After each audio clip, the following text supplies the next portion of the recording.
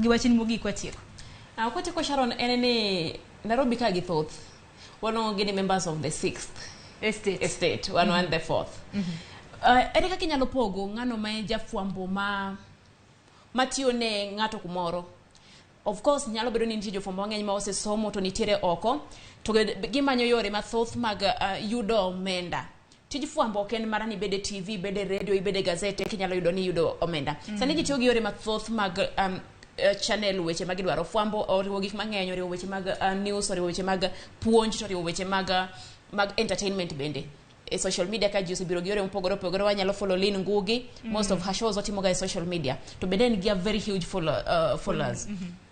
Kanyo bedo ni jafwambo mantiere oko poko ndiki, inyalo tiyo gi yore mang'eny mag media kae e yudo chopo. Inyalo so blogs, indiko, nikech news to nitiere oko, inyalo doa ketimo. Thothne kidhi e pap, nitiere jok moko maluongore ni members, Nairobi ka waluonge ni members of the 6th estate. En ni gibiro gikoni ni anja fwambo atiyo ne station makama chieng' moro adhi e filter yudo moro kumoro to kona ni otiyo ne Citizen Digital. To wan Royal Media ka wang'ere. Koro penjo nitiere Citizen Digital.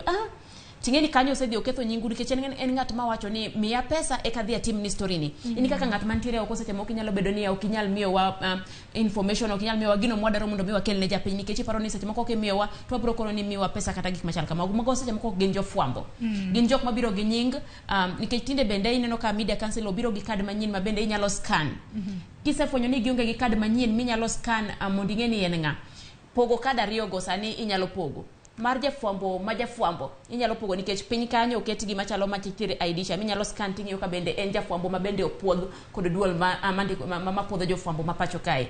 Miyo mana en achiel kuom challenge bende wakadhe. Ang'e ni ang' ne nyawadwa bende wache koponi otieko. Balancing family and work. Kise yudo tich nyaka ing'e ni koro sama in e tich intiere tich. Sama intiere ot bende intiere ot. Nitiere gik mang'eny ma bende fwambo kaka sani koro nawuok ot kabiro tich kae sa achiel okinyi. Dok ni ot ok ing'eyo.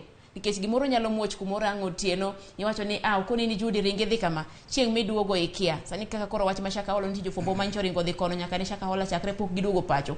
Miyo tij fwambo nyaka koro iwuog oko mar wacho ni an kadonje fwambo ka